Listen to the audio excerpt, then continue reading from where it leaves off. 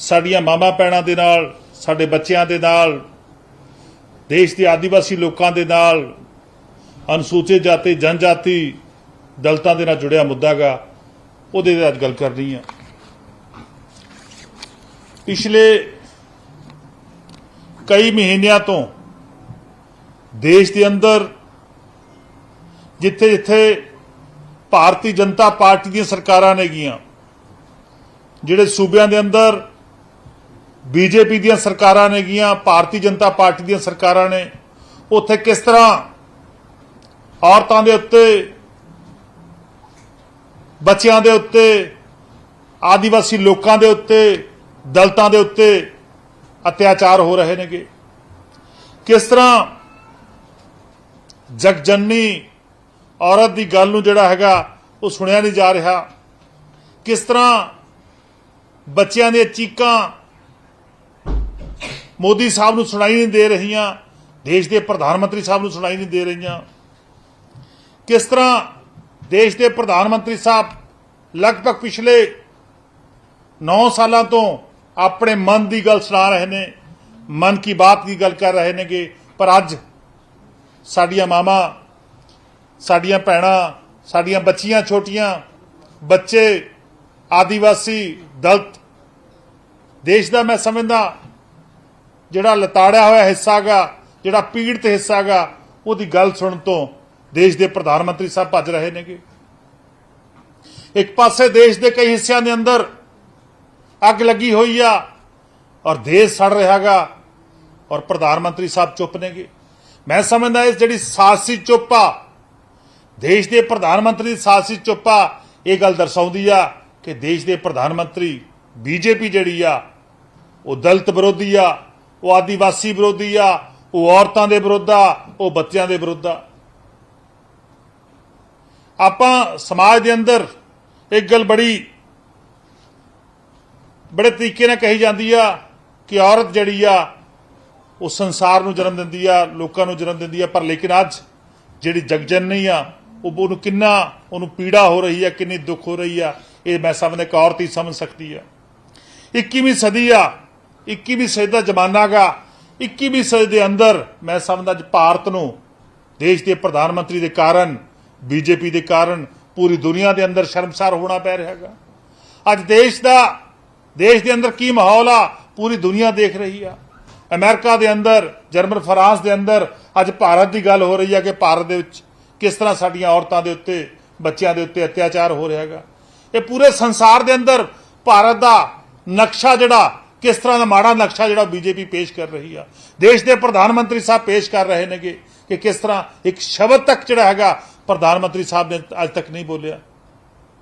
ਜਦ ਕਿ ਦੇਸ਼ ਦੇ ਜਿੰਨੇ ਵੀ ਚੁਣੇ ਹੋਏ ਲੋਕ ਨੇਗੇ, ਦੇਸ਼ ਦੀ ਚਾਹੇ ਪਾਰਲੀਮੈਂਟ ਦੇ ਅੰਦਰ, ਲੋਕ ਸਭਾ ਦੇ ਅੰਦਰ, ਰਾਜ ਸਭਾ ਦੇ ਅੰਦਰ, ਕਈ ਵਾਰ ਜਿੱਥੇ ਇੱਥੇ ਘਟਨਾਵਾਂ ਹੋ ਰਹੀਆਂ ਨੇਗੀਆਂ ਉਹਨਾਂ ਸਾਰੇ ਵਿਸ਼ਿਆਂ ਤੇ ਚਰਚਾ ਕਰਨ ਦੇ ਲਈ ਕਈ ਵਾਰ ਨੋਟਿਸ ਜਾਰੀ ਹੋ ਚੁੱਕੇ ਨੇਗੇ। ਦੇਸ਼ ਦੀ ਲੋਕ ਸਭਾ ਦੇ ਅੰਦਰ, ਰਾਜ ਸਭਾ ਦੇ ਅੰਦਰ ਕਿੰਨੇ ਐਡਜਰਨਮੈਂਟ ਮੋਸ਼ਨ, ਕਿੰਨੀਆਂ ਜਿਹੜੀਆਂ ਉਹ ਜਿੰਨੇ ਵੀ ਮੈਂ ਸਮਝਦਾ ਤਰੀਕੇ ਨੇ ਕਿ ਉਹ ਅਪਣਾਉਣ ਦੀ ਜਿਹੜੀ ਆਪੋਜੀਸ਼ਨ ਕੋਸ਼ਿਸ਼ ਕਰ ਰਹੀ ਹੈ, ਪਰ ਲੇਕਿਨ ਬੀਜੇਪੀ ਜਿਹੜੀ ਆ ਉਹ ਚੁੱਪ ਆ ਗਈ। ਤੁਹਾਨੂੰ ਪਤਾ ਸਾਡਾ ਗਵਾਂਢੀ ਸੂਬਾ ਹਰਿਆਣਾ ਗਾ। ਹਰਿਆਣੇ ਦੇ ਅੰਦਰ ਲਗਭਗ 100 ਦੇ ਕਰੀਬ, 70 ਤੋਂ ਉੱਪਰ 100 ਦੇ ਕਰੀਬ ਜਿਹੜੇ ਲੋਕ ਨੇ ਉਹ ਜ਼ਖਮੀ ਹੋ ਗਏ ਔਰ 6 ਤੋਂ ਵੱਧ ਮੌਤਾਂ ਹੋ ਚੁੱਕੀਆਂ ਨੇਗੀਆਂ। ਪਰ ਮੈਂ ਸਮਝਦਾ ਅੱਜ ਬੀਜੇਪੀ ਜਿਹੜੀ ਆ ਉਹ ਜਸ਼ਨਾਂ 'ਚ ਡੁੱਬੀ ਬੈਠੀ ਆ। ਅੱਜ ਉਹ ਹਰਿਆਣੇ ਦੇ ਅੰਦਰ ਹਿੰਸਾ ਰੋਕਣ ਦੇ ਲਈ ਨਾਕਾਮ ਆ, ਫੇਲ ਆ। ਬੁਰੀ ਤਰ੍ਹਾਂ ਹਰਿਆਣਾ ਸਰਕਾਰ, ਮੈਂ ਦੁਬਾਰਾ ਕਹਿ ਰਿਹਾ ਕਿ ਜਿੱਥੇ ਜਿੱਥੇ ਬੀਜੇਪੀ ਦੀਆਂ ਸਰਕਾਰਾਂ ਨੇਗੀਆਂ ਉਹਨਾਂ ਸਾਰੇ ਸੂਬਿਆਂ ਦੇ ਅੰਦਰ ਅੱਜ ਕਤਰੋ ਗਾਰਦ ਵਾਲਾ ਮਾਹੌਲ ਬਣਿਆ ਹੋਇਆ ਗਾ, ਲੜਾਈ ਝਗੜੇ ਵਾਲਾ ਮਾਹੌਲ ਬਣਿਆ ਹੋਇਆ, ਖੂਨ ਖਰਾਬੇ ਵਾਲਾ ਮਾਹੌਲ ਬਣਿਆ ਹੋਇਆ ਗਾ। Law and order the position ਜਿਹੜੀ ਆ ਸਭ ਤੋਂ ਮਾੜੀ ਜਿਹੜੀ ਆ ਉਹ ਬੀਜੇਪੀ ਦੇ ਸੂਬਿਆਂ 'ਚ ਬਣੀ ਹੋਈ ਆ। ਇੱਥੋਂ ਲੱਗਦਾ ਕਿ ਦੇਸ਼ ਦੇ ਪ੍ਰਧਾਨ ਮੰਤਰੀ ਸਾਹਿਬ ਦੀ ਰਹਿਨਮਾਈ ਦੇ ਵਿੱਚ ਇੱਕ ਬਹੁਤ ਵੱਡੀ ਸਾਜ਼ਿਸ਼ ਜਿਹੜੀ ਆ ਉਹ ਦੇਸ਼ ਦੇ ਵਿੱਚ ਘੜੀ ਜਾ ਰਹੀ ਆ ਕਿ ਦੇਸ਼ ਦੇ ਆਪਸੀ ਭਾਈਚਾਰੇ ਨੂੰ, ਦੇਸ਼ ਦੇ ਲੋਕਾਂ ਦਾ ਜਿਹੜਾ ਸਦੀਆਂ ਤੋਂ ਸਥਾਪਿਤ ਭਾਈਚਾਰਾ ਗਾ ਉਹਨੂੰ ਕਿਸ ਤਰ੍ਹਾਂ ਤੋੜਨਾ ਗਾ, ਉਹਦੇ ਲਈ ਅੱਜ ਬੀਜੇਪੀ ਦੇ ਜਿਹੜੇ ਰੂਲਿੰਗ ਸਟੇਟ ਨੇ ਉੱਥੇ ਕੰਮ ਹੋ ਰਿਹਾ ਗਾ। ਜੇ ਮੈਂ ਗੱਲ ਕਰਾਂ ਮਨੀਪੁਰ ਦੀ, ਮਨੀਪੁਰ ਦੇ ਅੰਦਰ ਸਾਡੀਆਂ 2 ਭੈਣਾਂ ਨੂੰ। ਹਾਲਾਂਕਿ ਇੱਕ ਉਹਨਾਂ ਵਿੱਚ ਜਿਸ ਨੌਜਵਾਨ ਨੇ ਕਾਰਗਿਲ ਦੇ ਅੰਦਰ ਦੇਸ਼ ਦੀ ਲੜਾਈ ਲੜੀ, ਉਹਨਾਂ ਦੀ ਧਰਮ ਪਤਨੀ, ਔਰ ਦੂਸਰੀ ਉਹਨੂੰ ਕਿਸ ਤਰ੍ਹਾਂ ਨਿਰਵਸਤਰ ਕਰਕੇ ਉਹਨੂੰ ਘੁਮਾਇਆ ਗਿਆ। ਕਿੱਡਾ ਗੁੰਡਾ ਨਾਚ ਬੀਜੇਪੀ ਨੇ ਮਨੀਪੁਰ ਦੇ ਵਿੱਚ ਰਚਾਇਆ, ਔਰ ਲਗਾਤਾਰ ਹਿੰਸਾ ਜਾਰੀ ਆ, ਲਗਾਤਾਰ ਘੱਟ ਗਿਣਤੀਆਂ ਨੂੰ ਕਿਵੇਂ ਹਮਲੇ ਹੋ ਰਹੇ ਨੇਗੇ, ਲਗਾਤਾਰ ਲੋਕਾਂ ਨੂੰ ਲੜਾਇਆ ਜਾ ਰਿਹਾ ਹੈਗਾ। ਸੋ ਪ੍ਰਧਾਨ ਮੰਤਰੀ ਸਾਹਿਬ ਚੁੱਪ ਨੇਗੇ। ਸੋ ਸਾਰੀਆਂ ਇਸੇ ਤਰ੍ਹਾਂ ਲਗਭਗ ਹੁਣ ਤੱਕ 50 ਤੋਂ 70 ਨੋਟਿਸ ਜਿਹੜੇ ਨੇਗੇ, 50 ਤੋਂ 70 ਨੋਟਿਸ ਹਰ ਰੋਜ਼ ਦੇਸ਼ ਦੀ ਪਾਰਲੀਮੈਂਟ ਦੇ ਅੰਦਰ, ਲੋਕ ਸਭਾ ਦੇ ਅੰਦਰ, ਰਾਜ ਸਭਾ ਦੇ ਅੰਦਰ ਆਪੋਜੀਸ਼ਨ ਦੇ ਮੈਂਬਰ ਜਿਹੜੇ ਚੁਣੇ ਹੋਏ ਨੇ, ਲੋਕਾਂ ਨੇ ਚੁਣ ਕੇ ਭੇਜੇ ਨੇਗੇ, ਉਹ ਲਗਾਤਾਰ ਲਾਉਂਦੇ ਨੇ। ਪਰ ਲੇਕਿਨ ਕੋਈ ਵੀ ਨੋਟਿਸ ਜਿਹੜਾ ਹੈਗਾ ਬੀਜੇਪੀ ਦੀ ਸਰਕਾਰ ਨਹੀਂ ਲੈਂਦੀ, ਪ੍ਰਧਾਨ ਮੰਤਰੀ ਸਾਹਿਬ ਨਹੀਂ ਲੈਂਦੇ। ਵਿਰੋਧੀ ਧਿਰ ਕੀ ਚਾਹੁੰਦੀ ਆ, ਆਪੋਜੀਸ਼ਨ ਕੀ ਚਾਹੁੰਦੀ ਆ? ਆਪੋਜੀਸ਼ਨ, ਕਿਉਂਕਿ ਅਸੀਂ ਆਮ ਆਦਮੀ ਪਾਰਟੀ ਆਪੋਜੀਸ਼ਨ ਦੇ ਅੰਦਰ ਆ। ਆਮ ਆਦਮੀ ਪਾਰਟੀ ਕੀ ਚਾਹੁੰਦੀ ਆ ਕਿ ਨਿਯਮ 167 ਦੇ ਅਧੀਨ ਦੇਸ਼ ਦੀ ਪਾਰਲੀਮੈਂਟ ਦੇ ਵਿੱਚ ਬਹਿਸ ਹੋਣੀ ਚਾਹੀਦੀ ਆ, ਤਾਂ ਕਿ ਇਹਨਾਂ तमाम ਮੁੱਦਿਆਂ ਦੇ ਉੱਤੇ, ਜਿਵੇਂ ਗੱਲ ਕਰਾਂ ਮਨੀਪੁਰ ਦੇ ਉੱਤੇ, ਹਰਿਆਣੇ ਦੇ ਉੱਤੇ, ਹੋਰ ਬਹੁਤ ਮੁੱਦੇ ਨੇ, ਮੈਂ ਆਉਣਾ ਉਸ ਤੋਂ ਬਾਅਦ ਕੱਲਾ ਕਰਕੇ ਦੱਸਦਾ ਕਿ ਕਿਸ ਤਰ੍ਹਾਂ ਦੇਸ਼ ਦੇ ਅੰਦਰ ਹਮਲੇ ਹੋ ਰਹੇ ਨੇਗੇ। ਇਹਨਾਂ ਮੁੱਦਿਆਂ ਤੇ ਆਮ ਆਦਮੀ ਪਾਰਟੀ ਜਾਂ ਦੂਜੀਆਂ तमाम ਆਦਮੀ ਜਿਹੜੀਆਂ ਪਾਰਟੀਆਂ, ਜਿਹੜੀਆਂ ਵਿਰੋਧੀ ਧਿਰ ਦੀਆਂ ਪਾਰਟੀਆਂ ਨੂੰ ਬਹਿਸ ਚਾਹੁੰਦੀਆਂ ਨੇ, ਪਰ ਲੇਕਿਨ ਬੀਜੇਪੀ ਚੁੱਪ ਆ। ਸਾਰਿਆਂ ਨੂੰ ਪਤਾ ਹੈਗਾ ਕਿ ਕਿਸ ਤਰ੍ਹਾਂ ਥੋੜੇ ਦਿਨ ਪਹਿਲਾਂ ਮੱਧ ਪ੍ਰਦੇਸ਼ ਦੇ ਅੰਦਰ ਇੱਕ ਦਿਲ ਦਹਿਲਾਣ ਵਾਲੀ ਜਿਹੜੀ ਖਬਰ ਸਾਹਮਣੇ ਆਈ, ਕਿਸ ਤਰ੍ਹਾਂ ਇੱਕ ਆदिवासी ਵਿਅਕਤੀ ਦੇ ਸਿਰ ਦੇ ਵਿੱਚ ਇੱਕ ਬੀਜੇਪੀ ਦਾ ਗੁੰਡਾ, ਕਿਸ ਤਰ੍ਹਾਂ ਇੱਕ ਬੀਜੇਪੀ ਦਾ ਆਦਮੀ ਕਿਸ ਤਰ੍ਹਾਂ ਉਹਦੇ ਸਿਰ ਦੇ ਉੱਤੇ ਪਿਸ਼ਾਬ ਕਰਦਾ ਗਾ। ਮੈਂ ਸਮਝਦਾ 21ਵੀਂ ਸਦੀ ਦੇ ਵਿੱਚ ਇਸ ਤੋਂ ਘਿਨਾਉਣੀ ਹਰਕਤ ਕੀ ਹੋ ਸਕਦੀ ਆ? ਇਹ ਕਿਉਂ ਹੋ ਰਹੀ ਆ?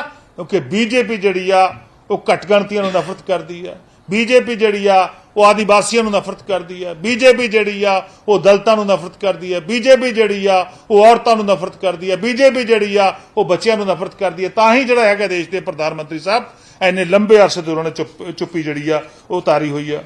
ਇਹਨਾਂ ਸਾਰੇ ਰਾਜਾਂ ਤੋਂ ਇੱਥੋਂ ਸਪਸ਼ਟ ਹੁੰਦਾ ਗਾ ਕਿ ਜਿੱਥੇ ਵੀ ਬੀਜੇਪੀ ਦੀ ਸਰਕਾਰ ਆ, ਜਿਨ੍ਹਾਂ ਸੂਬਿਆਂ ਦੇ ਅੰਦਰ ਬੀਜੇਪੀ ਦੀ ਸਰਕਾਰ ਆ, ਉੱਥੇ law and order the position ਕਿੰਨੀ ਮਾੜੀ ਆ। ਉੱਥੇ law and order the position ਮੈਂ ਸਮਝਦਾ ਖਤਮ ਹੋ ਚੁੱਕੀ ਆ। ਕਾਨੂੰਨ ਨਾਂ ਦੀ ਚੀਜ਼ ਹੈ ਨਹੀਂ, ਕਾਨੂੰਨ ਉਹਨਾਂ ਸੂਬਿਆਂ ਚੋਂ ਖਤਮ ਹੋ ਚੁੱਕਿਆ। ਜੇ ਆਪਾਂ ਮਨੀਪੁਰ ਦੀ ਪਹਿਲੇ ਮੈਂ ਦੁਬਾਰਾ ਉੱਥੇ ਆਉਣਾ, ਮਨੀਪੁਰ ਦੀ ਗੱਲ ਕਰੀਏ, ਮਨੀਪੁਰ ਦੇ ਵਿੱਚ 3 ਮਈ ਤੋਂ ਲਗਾਤਾਰ ਇਹ ਮਸਲਾ ਚੱਲ ਰਿਹਾ ਹੈਗਾ। ਕਿਸ ਤਰ੍ਹਾਂ ਲੋਕਾਂ ਦੇ, ਗਰੀਬ ਲੋਕਾਂ ਦੇ ਘਰ ਸਾੜੇ ਜਾ ਰਹੇ ਨੇ, ਕਿਸ ਤਰ੍ਹਾਂ ਔਰਤਾਂ ਨੂੰ ਨਿਰਵਸਤਰ ਕੀਤਾ ਜਾ ਰਿਹਾ, ਕਿਸ ਤਰ੍ਹਾਂ ਬਲਾਤਕਾਰ ਦੀਆਂ, ਅਗਜ਼ਰੀ ਦੀਆਂ ਘਟਨਾਵਾਂ ਹੋ ਰਹੀਆਂ ਨੇਗੀਆਂ। ਪਰ ਲੇਕਿਨ ਪ੍ਰਧਾਨ ਮੰਤਰੀ ਸਾਹਿਬ ਚੁੱਪ ਨੇਗੇ। ਰਾਹਤ ਕੈਂਪ ਜਿਹੜੇ ਲੱਗੇ ਹੋਏ ਨੇਗੇ, ਮਨੀਪੁਰ ਦੇ ਰਾਹਤ ਕੈਂਪ ਲੱਗੇ ਹੋਏ ਨੇ, ਉੱਥੇ ਉਹਨਾਂ ਦੀ ਹਾਲਤ ਜਿਹੜੀ ਆ ਉਹ ਮੈਂ ਸਮਝਦਾ ਬਹੁਤ ਹੀ ਬਦ ਤੋਂ ਬਦਤਰ ਆ ਗਈ। ਉੱਥੇ ਵੀ ਜਿਹੜਾ ਹੈਗਾ ਸ਼ੋਸ਼ਣ ਲਗਾਤਾਰ ਜਾਰੀ ਆ। ਸਕੂਲ, ਐਜੂਕੇਸ਼ਨ ਦੇ ਅਦਾਰੇ ਜਿਹੜੇ ਨੇ ਮਨੀਪੁਰ ਦੇ ਅੰਦਰ ਉਹ ਲਗਾਤਾਰ ਬੰਦ ਨੇ, ਔਰ ਮੈਂ ਸਮਝਦਾ ਬੱਚਿਆਂ ਦੀ ਪੜ੍ਹਾਈ ਦਾ ਹਾਲ ਸਭ ਤੋਂ ਬੁਰਾ ਹਾਲ ਹੋ ਰਿਹਾ, ਕਿਉਂਕਿ ਜੇਕਰ ਬੱਚੇ ਸਾਲ ਜਾਂ 2 ਸਾਲ ਪੜ੍ਹਾਈ ਤੋਂ ਬਿਨਾਂ ਰਹਿ ਗਏ ਤਾਂ ਉਹ ਕਿਸ ਤਰ੍ਹਾਂ ਦੇਸ਼ ਦੇ ਦੂਜੇ ਸੂਬਿਆਂ ਦੇ ਨਾਲ ਜਿਹੜਾ ਹੈਗਾ ਰਲਣਗੇ। ਇੰਟਰਨੈਟ ਸੇਵਾਵਾਂ ਲਗਭਗ 3 ਮਹੀਨਿਆਂ ਤੋਂ ਲਗਾਤਾਰ ਬੰਦ ਨੇਗੀਆਂ। ਸੋ ਮੇਰਾ ਕਹਿਣ ਦਾ ਭਾਵ ਆ ਵੀ ਇਹ ਜਿਹੜੇ ਘਿਨਾਉਣੇ ਹਰਕਤਾਂ, ਘਿਨਾਉਣੇ ਕਾਂਡ ਉਹ ਬੀਜੇਪੀ ਦੇ ਸੂਬਿਆਂ 'ਚ ਹੋ ਰਹੇ ਨੇਗੇ। ਮਨੀਪੁਰ ਦੇ ਅੰਦਰ 180 ਤੋਂ ਉੱਪਰ ਲੋਕਾਂ ਦੀ ਮੌਤ ਹੋ ਚੁੱਕੀ ਆ, ਔਰ 300 ਤੋਂ ਵੱਧ ਜਿਹੜੇ ਹੈਗੇ ਨੇ ਉਹ ਲੋਕ ਜਿਹੜੇ ਜ਼ਖਮੀ ਨੇਗੇ, ਔਰ FIR ਤੱਕ ਨਹੀਂ ਦਰਜ ਹੋ ਰਹੀ। ਸਾਡੀ ਮਾਨਯੋਗ ਅਪੈਕਸ ਕੋਰਟ